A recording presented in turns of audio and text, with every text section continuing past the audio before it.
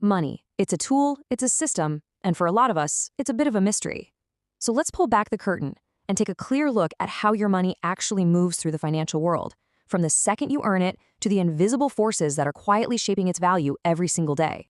You work hard, you get your paycheck, and just spend it. On the surface, it seems pretty simple. But the journey your money takes, it's way more complicated than you might think, filled with hidden rules and powerful forces that can either work for you or really work against you. So that journey starts with your paycheck. This is the very first stop, and it's where you immediately see the gap between the money you earned and the money you actually get to keep.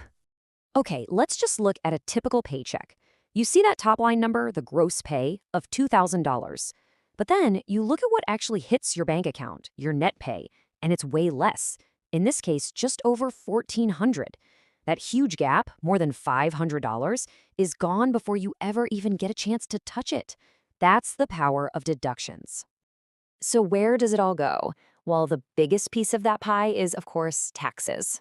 People often call it the cost of civilization, and in theory, this is the money that funds everything. The roads we drive on, public safety, all the government services that keep things running. But the key word here is mandatory. It's not optional.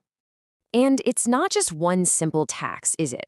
It feels like it's coming from all sides. You have federal and state income tax right off the top. Social Security and Medicare are taken out of every single paycheck. Then, when you go to spend what's left, you get hit with sales tax.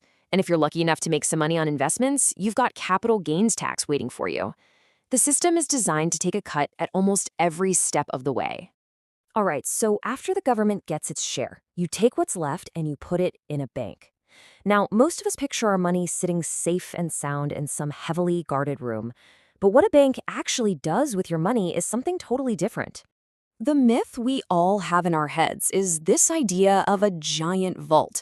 But the reality is that the bank is much more of a financial middleman. It's not just storing your money, it's actively putting it to use, connecting your savings with other people who want to borrow. The system that allows this is called fractional reserve banking, and it works like this. For every dollar you deposit, the bank only has to keep a tiny fraction of it, maybe 10 cents on hand. The other 90 cents, they immediately lend it out to someone else for a mortgage, a car loan, whatever. The entire system is basically built on one big bet that we won't all show up and ask for our money back at the exact same time. So if the bank is lending out most of your money, what makes it safe at all? Well, it's this number. In the United States, the FDIC insures your deposits up to $250,000 per depositor per bank.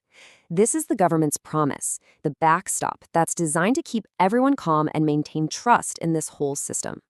Now, whether you're borrowing money from the bank or you're letting the bank use your money, there is one concept that governs the entire transaction: interest. And you really have to understand it because it has two very, very different faces.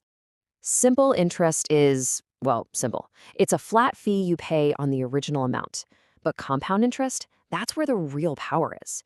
It's interest earning its own interest.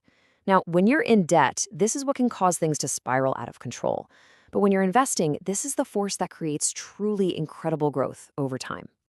This really says it all perfectly. When you have high-interest credit card debt, compound interest is working against you 24/7. But when you have money in an investment account, it's working for you, silently building your wealth even while you sleep. The math is exactly the same. The only thing that changes is which side of the transaction you're on. So how do you get on the right side of that equation? Well, it often begins with your credit score. Think of this number as your financial reputation. It's not about how much money you have. It's a measure of how trustworthy you seem to lenders. A high score gets you lower interest rates, which means your debt costs less. A low score means you'll pay a penalty. It has a direct impact on your financial life. Okay, so beyond all of your personal choices, there are these bigger, unseen economic forces out there affecting the value of every single dollar you have. You don't get to control them, but you absolutely have to learn how to navigate them. The most constant and powerful of these forces is inflation. You can think of it as a quiet thief. The $5 bill in your wallet today will still be a $5 bill next year, but what it can buy will be less. You see it all the time. The bag of chips that was $2 last year is now $2.50. That's inflation in action, slowly but surely eroding the value of your savings. The wider economy also moves in these predictable cycles. You have the boom times when everyone's spending and jobs are easy to find. Eventually, things can overheat at the peak, which is often when you see inflation tick up. That's usually followed by a bust or a recession, where the economy actually shrinks. Now, recessions are definitely painful, but they're a natural part of the economic cycle, kind of a reset before the next phase of growth begins. So, when you consider all these things, taxes, inflation, the constant boom and bust of the economy, how does anybody actually build real wealth? It takes a fundamental shift in how you think about and use your money. See, most of us spend our entire lives playing one game, trading our time for money. That's what a job is. But building wealth requires you to start playing a different game, trading your money for more money. And that is what investing is all about. It's the only reliable way to outpace inflation and let that power of compound growth really work for you. And the tools for doing this aren't some big secret. They're well-known asset classes. You can buy stocks, which are small pieces of ownership in companies. You can buy bonds, which are basically loans you make to a government or a corporation. Or you can buy funds, which are just baskets of stocks and bonds bundled together. And of course, there's always real estate. But here is the most important thing to understand about all of this. Investing isn't about getting rich quick. It just isn't. The single most powerful ingredient isn't finding some hot stock tip or trying to time the market perfectly. It's time itself. That compounding effect we talked about needs decades, not days, to truly work its magic. So this really brings us to the final and most important question. After all the taxes are paid and all the bills are covered, what is your money doing? Is it just sitting there, slowly losing its buying power to inflation year after year? Or is it being put to work for you, compounding over time? Because ultimately, that's the fundamental choice you have to make.